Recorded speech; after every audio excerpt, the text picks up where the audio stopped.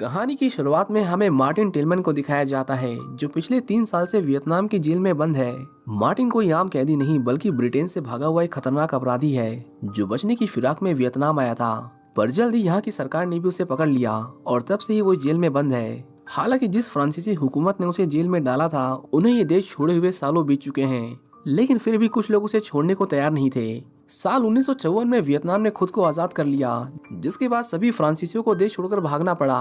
हालांकि आज भी कुछ फ्रांस के लोग वियतनाम में मौजूद हैं, जो यहाँ छिपकर अपने गैर कानूनी कामों को अंजाम दे रहे हैं। वार्डन को अच्छे से पता है कि मार्टिन एक बहुत अच्छा फाइटर है, इसलिए वो उसे अपने एंटरटेनमेंट के लिए दूसरे फाइटर से लड़वाता रहता है।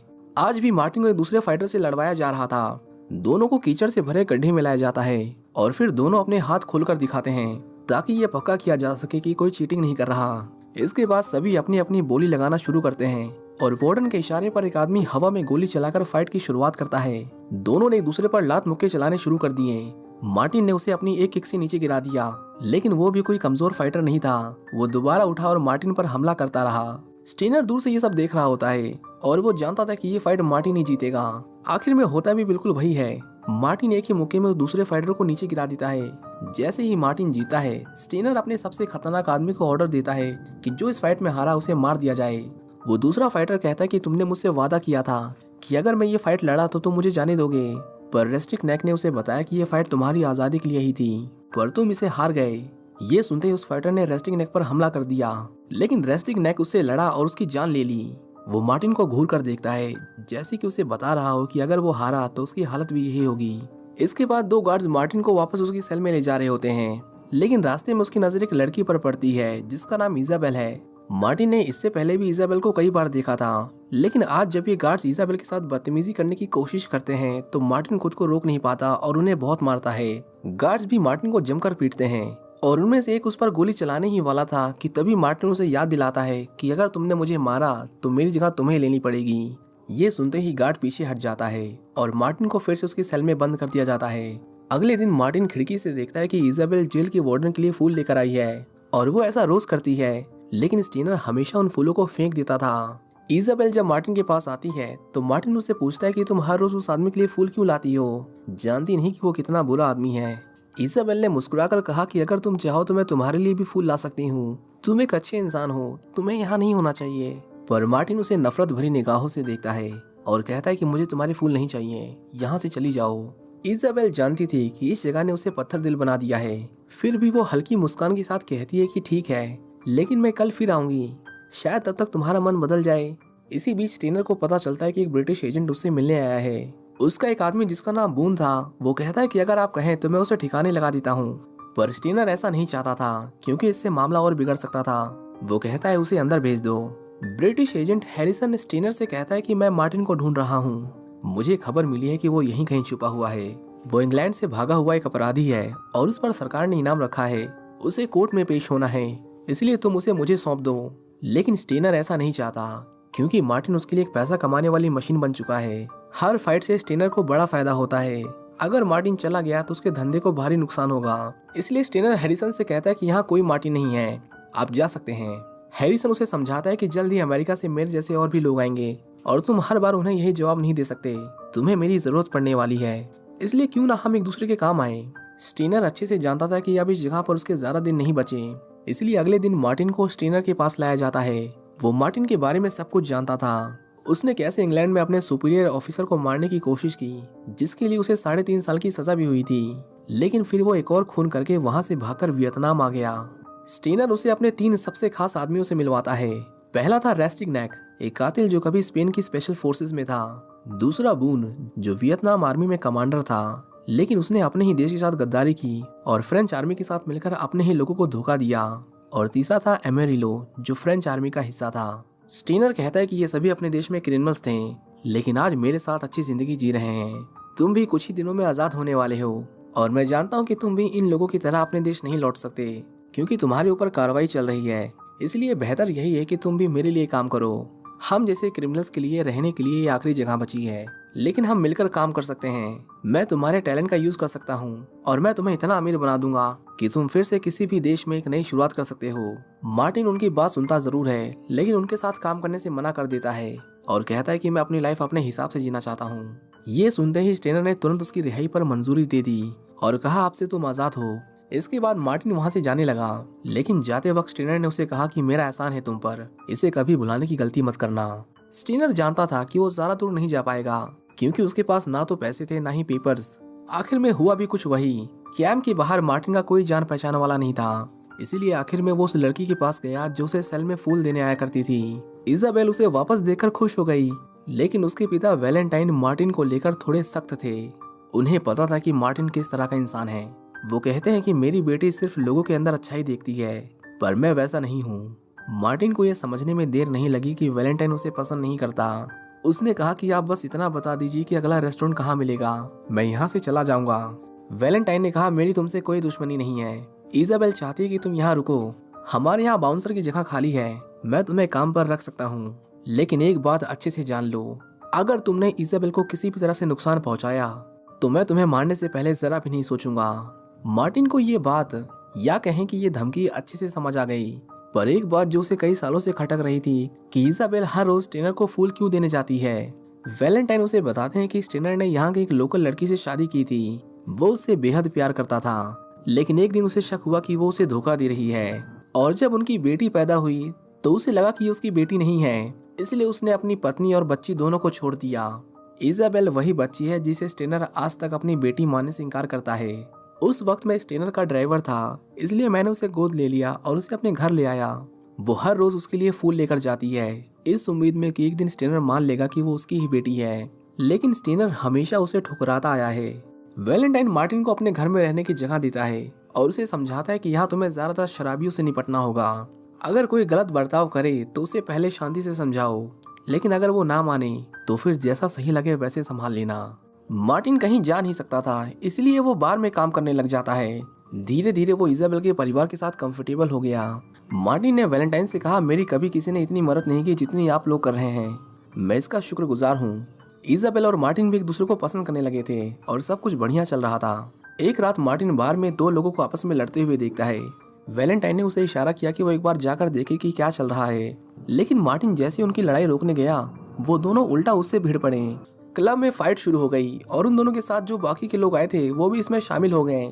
वहीं एक आदमी मार्टिन को फाइट के लिए चैलेंज करता है, पर मार्टिन ने अकेले उन सबका डटकर सामना किया और उन्हें तब तक मारता रहा जब तक वैलेंटाइन ने गोली चलाकर उसे रुकने को नहीं कहा। इसके बाद वो उसकी मरहम पट्टी करते हैं, लेकिन तभी उनके बार में रेस्टिंग नेक और उसके बाकी के साथी घुस आते हैं। उसने कहा कल रात किसी ने हमारे फाइटर को बहुत मारा, सोचा क्यों ना जाके उससे मिला जाए, पर वो तुम होगे मैंने सोचा नहीं था। रेस्टिंग नेक उसे बताता है कि रात को जिसे तुमने पीटा वो स्टीनर का फाइटर था और अब तुम्हें उसकी जगह लड़ना होगा।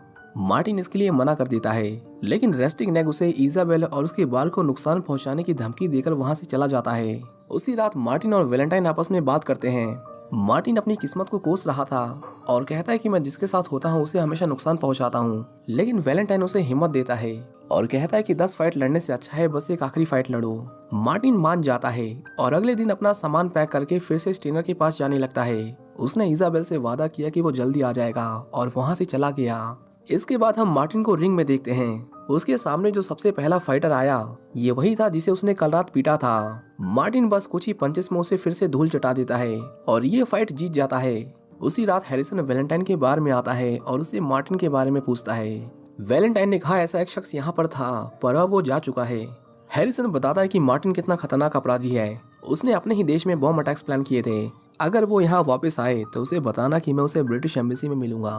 तुम्हें देखकर लगता है कि तुम ये काम $10,000 में कर सकते हो। इतनी ही रकम सरकार ने मार्टिन को पकड़ने वाले को इनाम देने का ऐलान किया है और तुम खुद जानते हो कि $10,000 यहाँ की करेंसी में कितने ज्यादा होते हैं। तुम इसे एक बड़ा बार खरीद सकते हो, अपने परिवार को बेहतर जिंदगी दे सकते हो। उसकी ये बातें सुनकर वैलेंटाइन सोच में पड़ जाता है, पर इजाबेल की खुशी के लिए उसने हैरिसन को कुछ नहीं बताया और उसे वहां से जाने को कहा।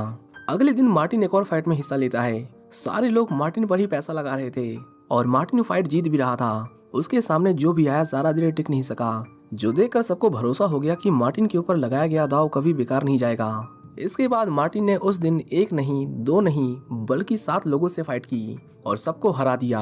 स्टीनर मार्टिन के पास आया और उसे उसके हिस्से के पैसे दिए जो उसने फाइट से कमाए थे। उसने मार्टिन से कहा कि तुम अच्छे फाइटर हो, काश हम अमेरिका में होते तो इस हुनर के हमें ढेर सारे पैसे मिलते, लेकिन अफसोस हम दोनों ही अपने देश से भागे हुए लोग हैं। मुझे मौत की सजा मिली थी और तुम्हें ब्रिटिश एजेंसी ढूंढ रही है। जो कुछ भी हमारे पास है अब बस उसी से काम चलाना है। स्टीनर फिर से उसे अपनी गैंग में शामिल होने का ऑफर देता है, लेकिन मार्टिन उसकी नहीं सुनता और वहाँ से चला जाता है। इसके बाद हम इजाबेल को देखते हैं जो एक बार फिर स्टीनर के लिए फूल लेकर आई थी। अगले सीन में स्टीनर कुछ टाइप करता है और तब हमें पता चलता है कि कहीं ना कहीं स्टीनर भी जानता है कि इजाबेल उसी की बेटी है, लेकिन वो उसे सबके सामने अपना नहीं पा रहा था। पर वो ये सब एक लेटर में लिखता है और उसे अपनी शादी की तस्वीर के पीछे छुपा देता है। उधर जब मार्टिन घर पहुंचा तो वैलेंटाइन ने उसे बताया कि तुम्हें ढूंढते हुए एक आदमी यहाँ आया था। उसने मुझे पैसों का लालच दिया, लेकिन मैंने उसे तुम्हारे बारे में कुछ नहीं बताया। यहाँ लोग पैसों के लिए कुछ भी कर सकते हैं, बेहतर होगा कि तुम यहाँ से चले जाओ। वो मार्टिन को अपना मिलिट्री पासपोर्ट देता है और कहता है कि इस पर अपनी फोटो लगाओ और अमेरिका या किसी और सुरक्षित देश निकल जाओ। इजाबेल को भी साथ ले जाना, वो तुम्हारे साथ खुश रहेगी। मार्टिन सोच में पड़ गया कि वो यहाँ से कैसे निकलेंगे, लेकिन वैलेंटाइन ने उसे भरोसा दिलाया कि वो अपने लिए कोई ना कोई रास्ता ढूंढ लेगा। अब मार्टिन को ये प्लान तो पसंद था, लेकिन उसके पास पैसे नहीं थे, इसीलिए वो अगले दिन स्टीनर के पास जाता है और उसे आखिरी बार लड़ने के लिए कहता है। स्टीनर उसे बताता है कि यहाँ लोग उसी पर पैसा लगाते हैं जो जीतता है, और तुम इतनी बार जीत चुके हो कि अब सब तुम ही पर पैसा लगाएंगे, तो ऐसे में फाइट का कोई मतलब नहीं है। पैसे कमाने का अब एक ही तरीका था कि वो फाइट हार जाए, जिससे उस पर पैसा लगाने वालों को भारी नुकसान होगा और स्टीनर को बहुत सारे पैसे मिलेंगे। मार्टिन इसके लिए मान जाता है, जिसके बदले स्टीनर उसे ढेर सारे पैसे देता है। उधर दूसरी तरफ वैलेंटाइन को दिखाया जाता है जो एक बेहतर जिंदगी की उम्मीद में अपना पूरा पैसा मार्टिन पर लगा देता है, बिना ये जाने कि मार्टिन पहले से ही हारने का फैसला कर चुका है। इसके अगले दिन फाइट शुरू होती है। मार्टिन के सामने एक भारी भरकम पहलवान लाया जाता है जो दिखने में उससे कहीं ज्यादा ताकतवर था, पर तब भी सभी मार्टिन पर पैसा लगाते हैं। शुरुआत में तो मार्टिन उससे बराबरी की फाइट करता है, लेकिन धीरे धीरे उसने ढील छोड़ दी और कहीं कहीं अपने पंचेस भी रोक लिए, जिस वजह से वो बुरी तरह हार जाता है। शाम को स्टीनर के लोग वैलेंटाइन के बार में आते हैं और उसे बताते हैं कि मार्टिन ये फाइट हार चुका है, इसीलिए उसे कल बार खाली करना होगा। वैलेंटाइन को तो यकीन ही नहीं होता कि ऐसा हो सकता है। उसे लगा कि मार्टिन ने उसे धोखा दिया है, पर इजाबेल जानती थी कि वो ऐसा नहीं कर सकता। जरूर इन लोगों ने हमें फंसाया है। वो गुस्से में एमेरिलो को एक जोर का चांटा जड़ देती है, जिसके बाद वो लोग भी उसे बहुत मारते हैं। वैलेंटाइन जब अपनी बंदूक निकालता है तो रेस्टिंगनैग उसे और इजाबेल दोनों को गोली मार देता है। रात को मार्टिन वापस लौटा, लेकिन उसे पता नहीं था कि यहाँ क्या हुआ। तभी रेस्टिंगनैग बाहर आया और उसने मार्टिन पर भी गोली चला दी। स्टीनर ने जब इजाबेल की लाश देखी तो उसे थोड़ा बुरा तो लगा, लेकिन वो जल्दी इस दुख से उभर जाता है क्योंकि उसके अंदर किसी के लिए भी कोई हमदर्दी नहीं थी। उधर उन तीनों की लाश को जंगल में लाया जाता है और एक गड्ढा खोदकर उन्हें वहीं दफना दिया गया। हालांकि उन्हें जरा भी अंदाजा नहीं था कि मार्टिन अभी मरा नहीं था। कुछ देर बाद तेज बारिश आती है जिससे मिट्टी बह जाती है और मार्टिन दर्द में चिल्लाता हुआ बाहर निकलता है। उसने इजाबेल को भी बाहर निकाला और हम देखते हैं कि इजाबेल की सांसें अभी भी चल रही थीं, पर वो बुरी तरह घायल है। जल्दी कुछ लोकल लोग उन्हें ढूंढ लेते हैं और उनकी मदद करते हैं। वो इजाबेल को अपने साथ ले गए, पर मार्टिन ने वहीं रुकने का फैसला किया ताकि वो उन लोगों से बदला ले सके। वो खुद को तैयार करता है और कुछ हफ्ते बाद वैलेंटाइन के बार में वापस लौटता है, जिस पर अब किसी और का कब्जा हो गया था। कुछ लोग मार्टिन को अंदर जाने से रोक लेते हैं, लेकिन मार्टिन उन सबको खत्म करता हुआ क्लब में आ पहुंचा। वहीं पर एमेरिलो भी मौजूद था, पर उसे देखकर वो घबराया नहीं और कहा कि हमारे मेहमान के लिए सबसे बेस्ट ड्रिंक बनाओ। मार्टिन चुपचाप अपनी ड्रिंक खत्म करता है और बस इतने में ही वहाँ घमासान मारकाट शुरू हो जाती है। मार्टिन अपनी ब्लेड से किसी का सर काट देता है तो किसी के हाथ पैर। एमेरिलो ने उसे इतने गुस्से में पहले कभी नहीं देखा था, जिसके बाद वो वहाँ से भाग खड़ा हुआ। वो स्टीनर के पास आया और उसे बताया कि मार्टिन अभी भी जिंदा है। ये जानकर स्टीनर के चेहरे पर एक शिकन तक नहीं आई, क्योंकि वो उसे बड़ा खतरा नहीं समझता था। स्टीनर को लगा कि वो यहाँ सारे पैसे लेने आया है, इसलिए वो एमेरिलो से कहता है कि पैसों को कहीं छुपा दो। एमेरिलो बहुत डरा हुआ था, पर फिर भी वो वापस आया और अपने लोगों से कहा कि वो चारों तरफ फैल जाएं। वो सारे पैसे बैग में भर ही रहा था कि तभी मार्टिन वहाँ आ गया और सबको मारता हुआ उस तक जा पहुंचा। एमेरिलो ने उसे अपने हाथ में ढेर सारे पैसे दिखाते हुए कहा कि ये सब हमारा हो सकता है, लेकिन मार्टिन को पैसों का कोई लालच नहीं था। वो एमेरिलो को मार देता है और उन सारे पैसों को आग लगाकर वहाँ से चला जाता है। उधर स्टीनर को जब उसकी मौत के बारे में पता चला तो उसने अपने सभी लोगों को हथियार थमाए और पूरे इलाके की निगरानी बढ़ा दी। सबके सब मेन गेट पर खड़े उसका इंतजार कर रहे थे, लेकिन मार्टिन ने सीधा हमला करने की बजाय पीछे का रास्ता चुना और चुपचाप कैंप के अंदर दाखिल हो गया। वहाँ तैनात 2 गार्ड्स को मौत की घाट उतारने के बाद मार्टिन पीछे से बाकी के गार्ड्स पर एक एक कर ग्रेनेड फेंकता है, जिससे स्टीनर का बहुत नुकसान होता है। एक ग्रेनेड स्टीनर के ऑफिस में जा गिरा, जिससे वो मरते मरते बचा। हालांकि स्टीनर जल्द ही मार्टिन के निशाने पर था। मार्टिन चाहता तो एक ही बुलेट में उसका खेल खत्म कर सकता था, पर उसने ऐसा नहीं किया क्योंकि वो स्टीनर को इतनी आसान मौत नहीं देना चाहता था। मार्टिन सभी को मारता हुआ आगे बढ़ता है। स्टीनर के गार्ड्स उस पर गोलियों की बौछार कर देते हैं, पर मार्टिन उनसे बचता हुआ स्टीनर के सामने आ जाता है। अब दोनों एक दूसरे के आमने सामने खड़े थे, जिसके बाद मार्टिन वहां पर एक तलवार उठाता है और वो एक ही वार में उसे स्टीनर के सीने के आर पार कर देता है, जिससे वो वहीं तड़प कर दम तोड़ देता है। कुछ देर बाद बून वहां आता है। जब उसने स्टीनर की लाश देखी तो वो गुस्से से भर गया। स्टीनर की वजह से ही उसे यहाँ अच्छे पैसे मिलते थे, जिससे वो अपने परिवार का पेट पालता था, लेकिन अब सब कुछ उसे छिन चुका था। मार्टिन बून को समझाने की कोशिश करता है कि उनकी आपस में कोई दुश्मनी नहीं है, इसलिए बेहतर यही होगा कि उसे जाने दे। लेकिन बून जानता था कि उसे पैसे नहीं मिले तो क्या हुआ, वो मार्टिन के ऊपर रखे गए इनाम के पैसों से ही यहाँ एक अच्छी जिंदगी जी सकता था।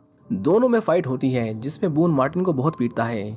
उसने उसे उठा उठा कर पटका और तब तक मारता रहा जब तक वो हार ना मान ले। मार्टिन जल्दी समझ जाता है कि इस तरह वो लड़ाई नहीं जीत सकता। आखिरकार उसने चालाकी से अपनी बंदूक निकाली और बून को गोली मार दी। अब बस रेस्टिंगनैक बचा हुआ था। मार्टिन एक एक को रास्ते से हटाते हुए आगे बढ़ा। रेस्टिंगनैक उसे खत्म करने के लिए अपने कुछ लोगों को भेजता है, लेकिन मार्टिन ने उन सभी को ठिकाने लगा दिया, जिसके बाद वो खुद उसे मारने गया। मार्टिन की गोलियां खत्म हो चुकी थीं।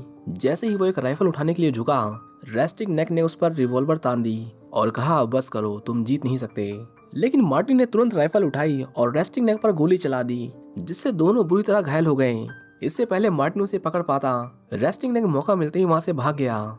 मार्टिन को वहां स्टीनर का लिखा हुआ लेटर मिलता है, जो आधा जल चुका था। वो उसे अपने साथ लेकर वहां से जाने लगा कि तभी कुछ लोग उसके पास आते हैं। उन्होंने मार्टिन को मालाएं पहनाई और उसके लिए प्रार्थना की, क्योंकि उसी ने उन्हें स्टीनर के अत्याचारों से आजाद कराया था। इस तरह वियतनाम में फ्रेंच आर्मी का आखिरी लेबर कैंप भी खत्म हो जाता है।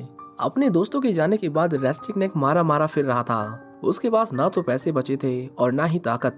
जब वो पावर में था तब उसने जिन लोगों पर जुल्म किए थे, अब वही उसके सबसे बड़े दुश्मन बन गए थे। उधर मार्टिन वो लेटर इजाबेल के लिए छोड़कर उसे ढूंढने निकल जाता है। इजाबेल जब उसे पढ़ती है तो उसके दिल से मानो एक बोझ सा उतर जाता है। मार्टिन हफ्तों तक रेस्टिंगनैक की तलाश करता रहता है। उसके हर तरफ पोस्टर लगे हुए थे और एक दिन फाइनली मार्टिन ने उसे ढूंढ लिया। वो रेस्टिंगनैक के पास आया और उस पर बंदूक तान दी। रेस्टिंगनैक कहता है कि तुम जीत गए, लेकिन अब मैं और नहीं भागने वाला, चलो एक आखिरी लड़ाई हो जाए। वो हर बार की तरह इस बार भी अपना चाकू निकालता है और मार्टिन पर हमला कर देता है। वो ताकतवर और तेज था, लेकिन मार्टिन भी कम नहीं था। दोनों में टक्कर बराबर की थी। उसने नोटिस किया कि रेस्टिंगनैक के पैर बहुत तेज चलते हैं। सबसे पहले उसे इन्हीं का कुछ करना होगा। वो मौका मिलते उसके पैर पर हमला करता है, जिससे रेस्टिंगनैक कुछ ही देर में लंगड़ाने लगा और धीमा पड़ गया। इसके बाद मार्टिन उस पर लगातार हमला करके उसे नीचे गिरा देता है और फिर उसी के चाकू से उसका पेट चीरकर उसका लीवर बाहर निकाल लेता है। रेस्टिंगनैक दर्द से तड़प रहा था, लेकिन मार्टिन ने उस पर जरा भी रहम नहीं दिखाया। उल्टा वो उसके लीवर को खाने लगा, जो रेस्टिंगनैक से देखा नहीं गया और उसकी बहुत दर्दनाक मौत हो गई। कुछ देर बाद वहाँ हैरिसन आता है। उसने कहा, आज शाम लंदन की फ्लाइट है, मैं चाहता हूँ कि तुम मेरे साथ चलो और इंग्लैंड के कोर्ट में अपने गुनाह कबूल करो, लेकिन मैं ये भी जानता हूँ कि तुम उससे पहले ही मुझे मार दोगे, इसलिए मेरे पास तुम्हारे लिए एक और ऑफर है। तुम चाहो तो मेरे लिए काम कर सकते हो। मुझे ऊपर से ऑर्डर्स मिले हैं कि मैं खास लोगों की टीम तैयार करूं और मुझे तुम्हारे जैसे आदमी की जरूरत है। अगर तुम चाहो तो इस मिशन का हिस्सा बन सकते हो। मार्टिन एक किलर था। वो जानता था कि मारना ही उसका पेशा है और वही काम उसे सबसे अच्छे से आता था, इसलिए वो हैरिसन के साथ मिल गया और दोनों वहां से चले गए। दोस्तों, इसी के साथ मार्टिन की ये कहानी यहीं खत्म हो जाती है। उम्मीद करता हूँ कि आपको ये मूवी पसंद आई होगी। ऐसी ही और वीडियोस के लिए इस चैनल को सब्सक्राइब करें। मिलते हैं किसी दूसरी वीडियो में। Thank you for watching. See you in the next one.